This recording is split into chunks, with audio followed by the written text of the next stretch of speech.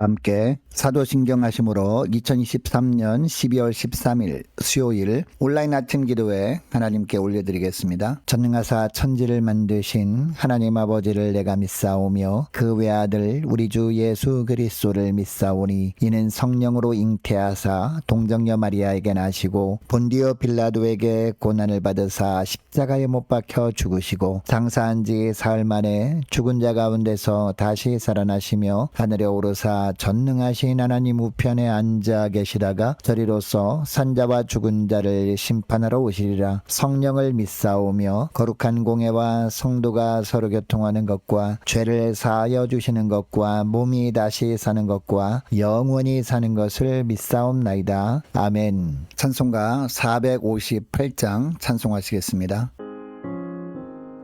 너희 마음에 슬픔이 가득할 때 주가 위로해 주시리라. 아침 해같이 빛나는 마음으로 나 십자가 지고 가라. 참 기쁜 마음으로 십자가 지고 가라. 내가 기쁘게 십자가 지고 가면 슬픈 마음이 위로받네. 때를 따라서 주시는 은혜로서 가란 심령의 힘을 얻고 주가 언약한 말씀을 기억하고 너 십자가 지고 가라. 참 기쁜 마음으로 십자가 지고 가라. 내가 기쁘게 십자가 지고 가면 슬픈 마음이 위로받네. 내가 맡은 일 성실히 행할 때에 주님 앞에서 상 받으리. 주가 베푸신 은혜를 감사하며 너 십자가 지고 가라. 참 기쁜 마음으로 십자가 지고 가라. 내가 기쁘게 십자가 지고 가면 슬픈 마음이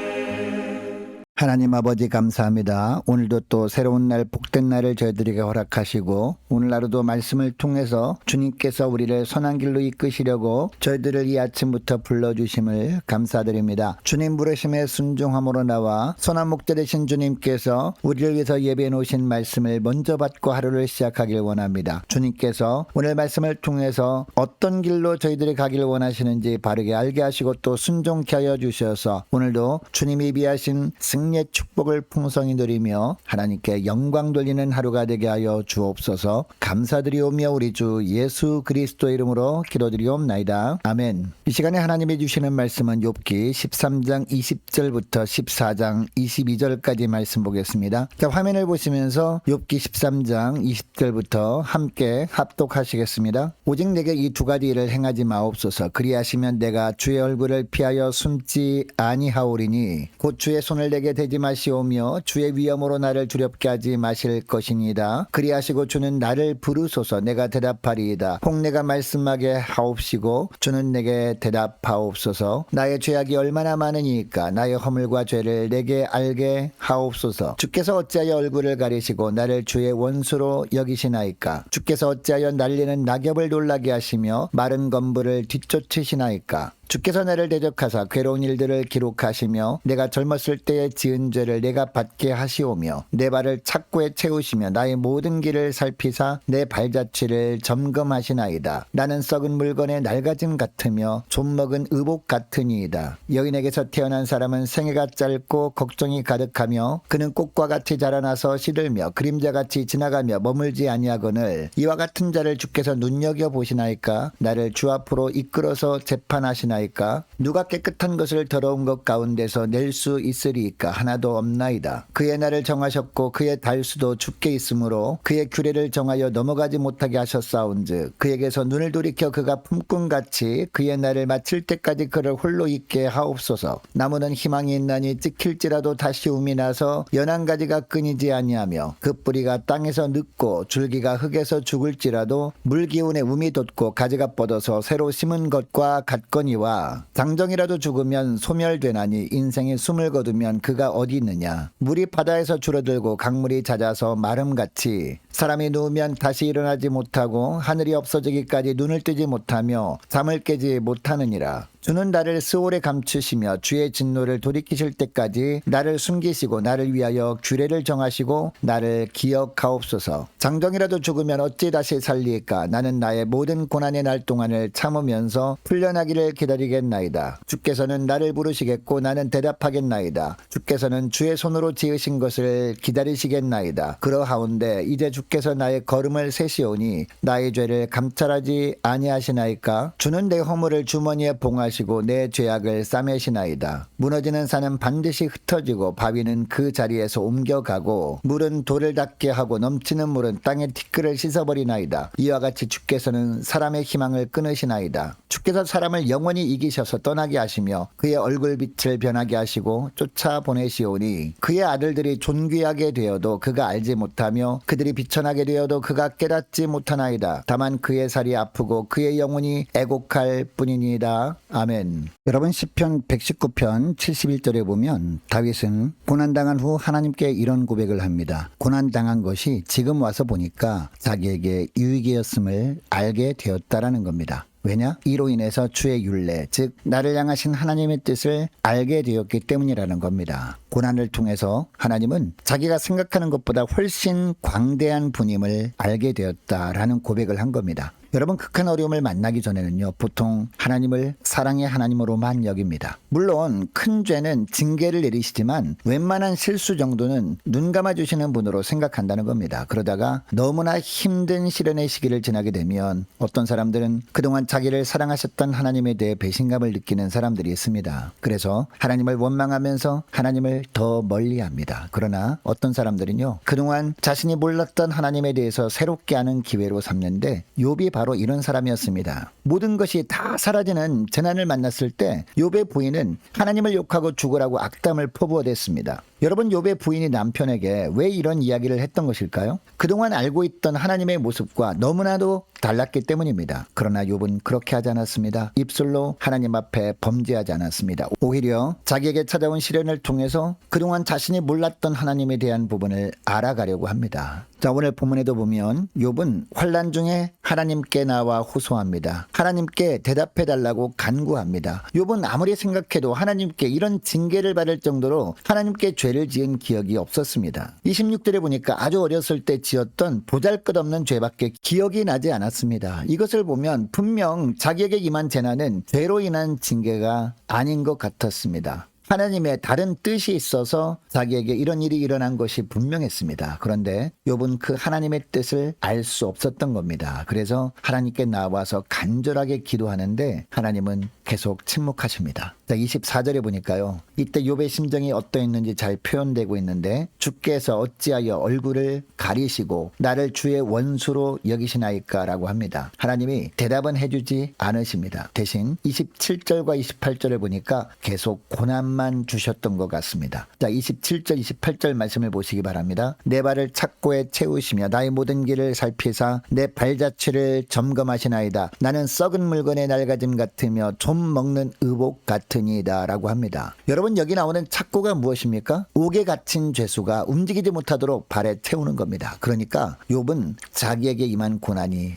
것 같았던 겁니다. 이 고난 때문에 예전에 하던 일들을 하나도 못하게 되었기 때문이죠. 그리고 자신의 신세를 어떻게 표현합니까? 썩은 물건에 낡아짐 같다라고 합니다. 여러분, 여기서 썩은 물건은요, 낡은 가죽 부대를 말하거든요. 그 시대는 포도주나 우유를 가죽 부대에 담았습니다. 그런데 이 가죽 부대가 낡았는데 더 낡아지면 어떻게 됩니까? 터져버려서 아무짝에도 쓸모가 없어져 버립니다. 욥은 자신의 신세를 이처럼 낡은 가죽 부대로 표현하고 있습니다. 이처럼 비참한 신세가 되고 말았다는 겁니다. 여러분, 하나님은 욥을 너무도 사랑하셨습니다. 동방의 의인이라고 인정해 주시기까지 하셨습니다. 욥만큼 순전하고 온전하게 하나님만 섬기는 사람은 없다라고 칭찬까지 하셨습니다. 그렇다면 욥이 이처럼 너무나 힘들어할 때 왜 그런 고난이 찾아왔는지 이유를 말씀이라도 해주셨으면 얼마나 좋았을까요? 그러면 욥이 힘을 낼 수도 있었을 겁니다. 그런데 하나님은 오래도록 침묵만 하십니다. 욥이 하나님께 기도하고 또 기도해도 아무런 대답이 없으셨습니다. 자, 14장 1절부터 보면요, 욥은 기나긴 고통의 시간을 보내면서 깨닫게 된 것들을 고백합니다. 1절을 보니까 사람의 인생은 너무나 짧다는 것을 알게 됩니다. 그리고 2절을 보면 들에 피었다가 지는 꽃처럼 인간의 생애도 잠깐 살다가 이 땅을 떠날 존재임을 깨닫게 됩니다. 천하의 허무한 것이 인생이구나 라는 것을 알게 된 겁니다. 위대하신 하나님에 비해서 정말 너무도 티끌과 같은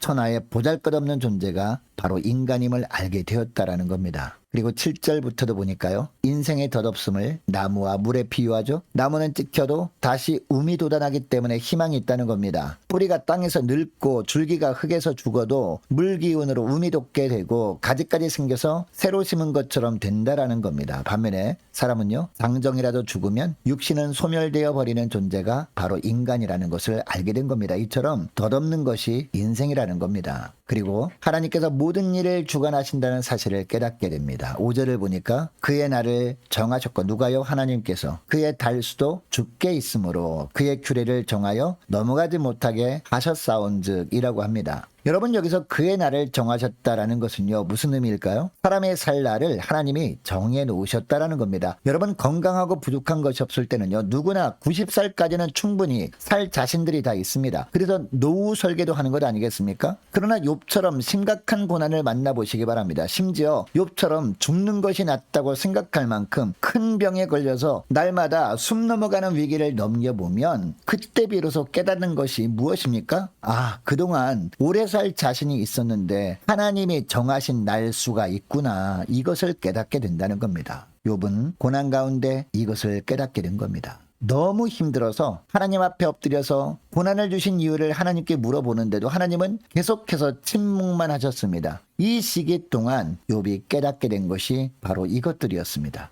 하나님의 주권을 깨닫게 된 것입니다. 여러분, 욥이 이런 것들을 깨닫기만 한 것이 아닙니다. 하나님께 새롭게 고백합니다. 이게 바로 13절 말씀인데요. 13절 말씀을 보니까 주는 나를 스올에 감추시며 주의 진노를 돌이키실 때까지 나를 숨기시고 나를 위하여 규례를 정하시고 나를 기억하옵소서라고 합니다. 하나님의 구원에 대한 소망을 이처럼 고백하는 겁니다. 그리고 그때까지 참고 인내할 수 있도록 자신을 은혜의 날개 아래 숨겨달라고 고백하고 있습니다. 여러분, 욥이 하나님의 뜻을 알기 위해서 하나님께 기도할 때마다 하나님께서 그때마다 대답해 주셨다면 어떻게 되었을까요? 아마 욥은 이런 것들을 깨닫기가 쉽지 않았을 겁니다. 그런데 하나님이 침묵하시는 시간이 길어지면 길어질수록 욥은 인생이란 무엇인가 라는 것에 대해서 깊이 생각하게 된 겁니다. 결국 이처럼 영적으로 깊어지는 은혜가 있었던 겁니다. 여러분, 이것을 볼 때 우리가 고난 가운데 하나님께 기도할 때 하나님이 침묵하시는 것이 꼭 나쁜 것만은 아니구나라는 것을 알게 되죠. 인생을 더 깊이 알게 되고 인생의 무상함을 깨닫게 되고 그리고 내세에 대한 소망이 더욱더 간절하게 되기 때문입니다. 여러분, 이것을 기억하시고 오늘 기도할 때 이렇게 기도했으면 좋겠습니다. 하나님, 저희들이 아무리 기도하고 또 기도해도 하나님께서 계속 침묵하시는 그 시간에도 절망하기보다도 하나님의 주권과 그리고 우리 인생이 무상함을 깨닫고 더욱더 천국 소망 가지고 살아가는 복된 저희를 되게 하옵소서. 간절히 기도하는 이 새벽 될 수 있기를 축복합니다.